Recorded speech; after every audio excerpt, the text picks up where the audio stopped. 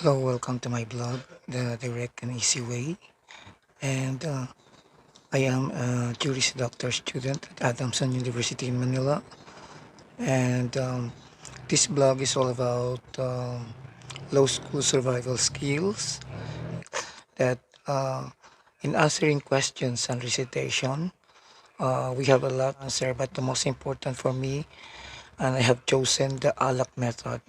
An ALAC method is first you have to answer the question whether it's a yes or no, and then you have to cite the law, the provisions, whether it's in the Constitution, in the revised penal code, or it's in the civil law or civil code. And then after that, you have to analyze and apply the law in a specific case that are you are required to. And then after that, you have to make the conclusion, and the conclusion must be related to your answer. So if your answer is yes, then it must be fully supported that the conclusion is in line with your affirmative answer or your negative answer. So this is the ALAC method. And then and digest, or how to write digest. And there were a lot of ways also. And then in order to survive, you should also, the survival skill is you also have to know how to break down codal provision. And this is the very difficult because it requires for you to digest fully and to comprehend. And of course, in doing such, you have to spot issues. In reading cases or in recitation where you're required to spot the issue, you spot the issue directly relevant or related to the case and your time effectively. If you are a full-time student or a part-time student, then it is very necessary for you to manage your time. Like in my case, I am a part-time student because I am working, so it makes life very difficult.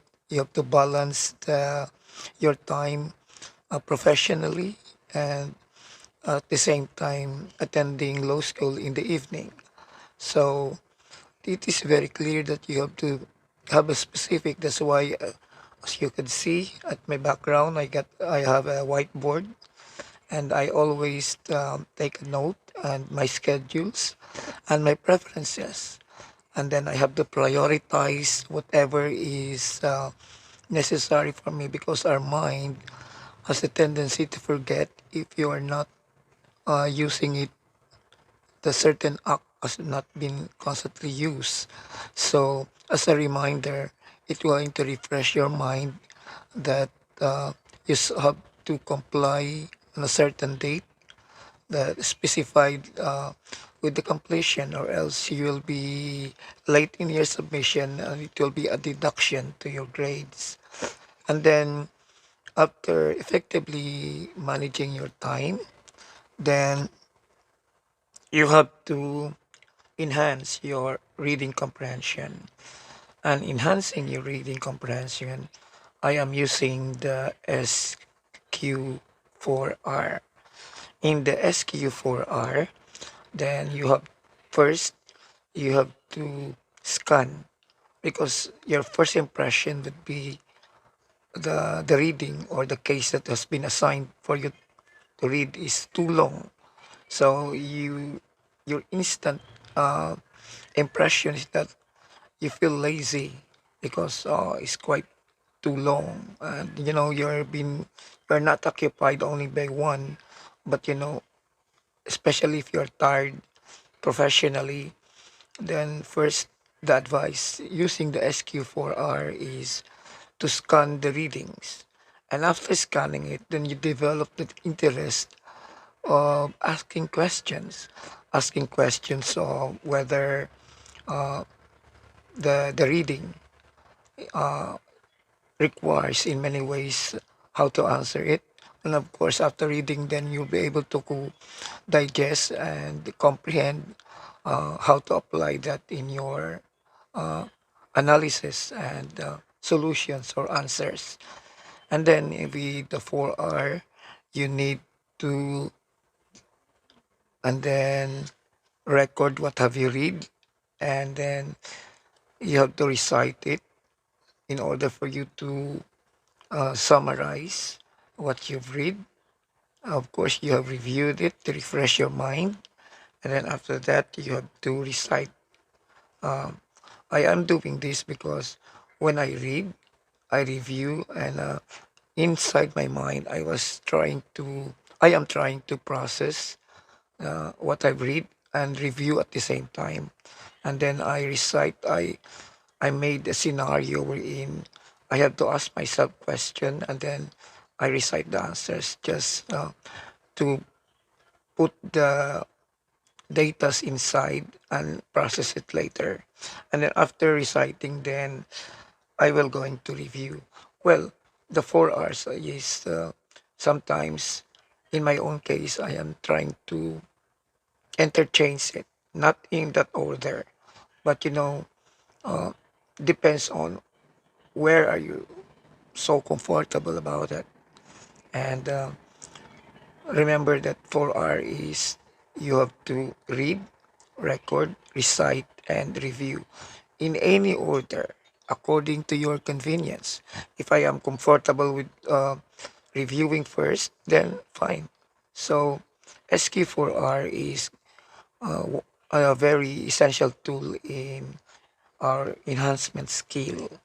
And there were a lot of factors, when you are a low student, uh, trying to balance everything is very difficult. Of course, uh, you have to modify your habits. In modifying your habits, you have to modify it gradually. Gradually, in the sense that our minds will be able to pick up uh, things which you want to reform or to modify, because it would have an effect to our body when the mind dictates and abruptly you change it. Then the things are or routine that has been previously established, then if you want to change it abruptly, then your mind will process it in a different way. So we are adaptable. Our minds is adaptable to certain conditions and situations. So we have to gradually incorporate our modification or manifestation um,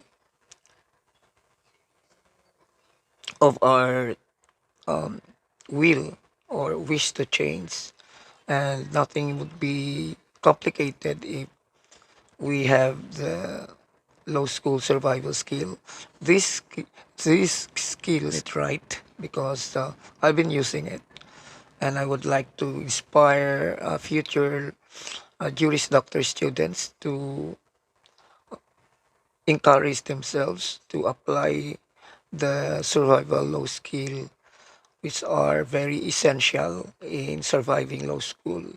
And this I have learned from our philosophy law under attorney Nicole Emmanuel Valencia. And thank you for watching, guys. And I hope that this short blog will going to give you that essence of the law and being a Juris Doctor students. Thank you very much.